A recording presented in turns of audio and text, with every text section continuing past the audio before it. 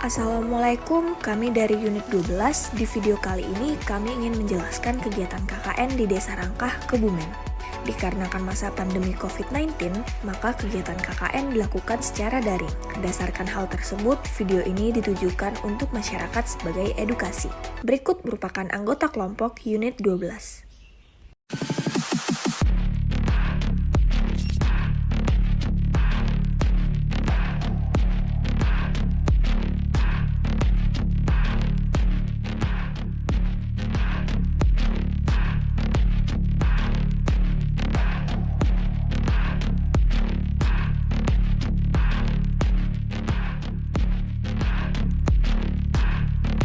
Selamat menonton!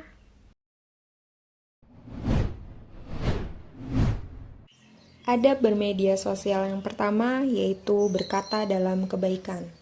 Islam mengajarkan kita untuk memanfaatkan segala hal yang dianugerahkan oleh Allah dalam ranah kebaikan.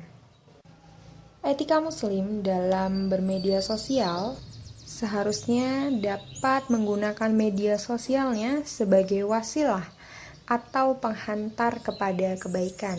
Artinya, memanfaatkan media sosial kita untuk menebar kebaikan.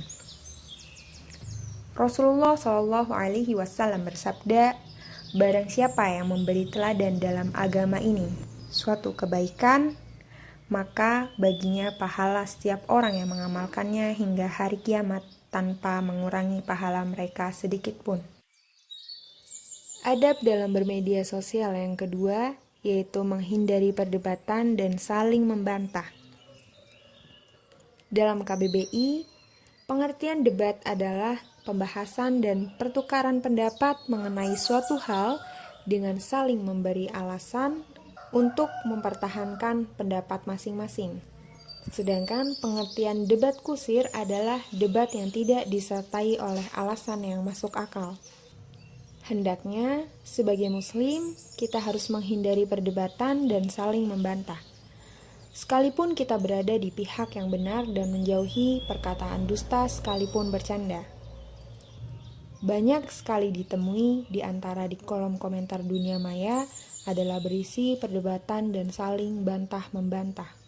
Rasulullah Shallallahu Alaihi Wasallam bersabda, aku adalah penjamin sebuah istana di taman surga bagi siapa saja yang menghindari pertikaian, perdebatan, sekalipun ia benar, dan penjamin istana di tengah-tengah surga bagi siapa saja yang meninggalkan dusta sekalipun bercanda. Adab dalam bermedia sosial yang ketiga, yaitu menghindari perkataan buruk atau keji. Dalam hal ini, kita belajar mengenai penjagaan lisan, terutama dalam berkomentar di media sosial. Berkata buruk tentu akan menyakiti hati orang yang mendengarnya.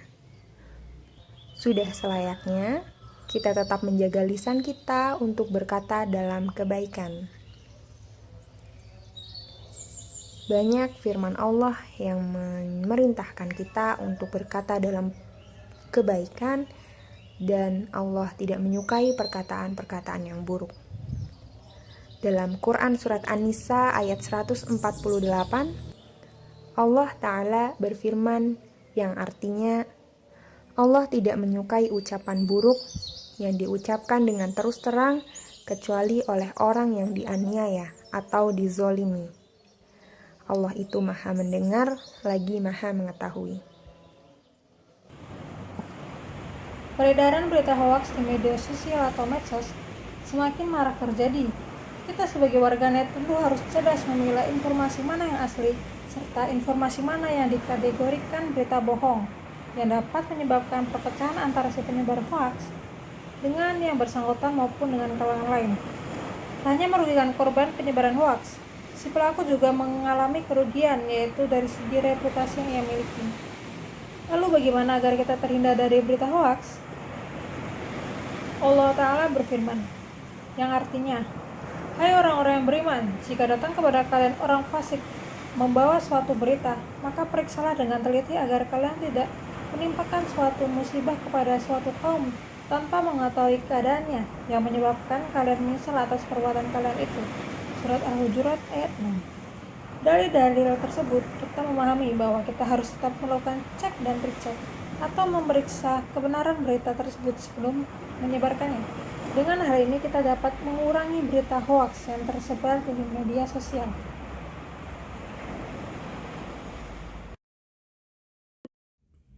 Fenomena akhir-akhir ini cukup memprihatinkan dengan banyaknya berita hoaks yang tersebar, sehingga kita saksikan saudara-saudara kita sesama muslim yang saling mengejek, saling menghina dan saling mengolok-olok di media sosial. Berbagai gelar dan julukan buruk pun mudah terucap, baik melalui lisan atau melalui jari jemari komentar di media sosial. Ucapan-ucapan yang tampak ringan di lisan dan tulisan, padahal berat timbangannya di sisi Allah Ta'ala di hari kiamat kelak. Allah Ta'ala berfirman, yang artinya, "Dan janganlah kamu saling memanggil dengan gelar yang buruk." Surat Al-Hujurat ayat 11. Pada asalnya, lakop atau gelar atau julukan itu bisa mengandung pujian dan bisa juga mengandung celaan. Jika julukan tersebut mengandung pujian, inilah yang dianjurkan, seperti memanggil orang lain dengan yang mulia, yang alim atau berilmu, yang terhormat, dan sebagainya. Namun jika julukan tersebut mengandung celaan, maka inilah maksud ayat di atas, yaitu hukumnya terlarang. Misalnya, memanggil orang lain dengan orang pelit, orang hina, orang bodoh, dan sejenisnya. Meskipun itu adalah benar karena ada kekurangan atau cacat dalam fisiknya, tetap dilarang. Misalnya dengan memanggil orang lain dengan si pincang, si mata juling, si buta, dan sejenisnya. Materi selanjutnya yaitu menghindari perkataan kotor. Seringkali kita tidak sadar jika kita sedang dalam keadaan emosi yang membuat mulut bisa berkata kasar dan menyakiti hati orang lain. Perlu diketahui bahwa hal tersebut sangat dilarang oleh Allah. Allah melarang umat muslim menyakiti hati orang lain dengan mengucapkan kata-kata kasar yang dapat memicu permusuhan dan pertengkaran. Terlebih, kita lihat bahwa kata-kata kasar tersebut banyak diucapkan lewat media online dengan menggunjing orang lain.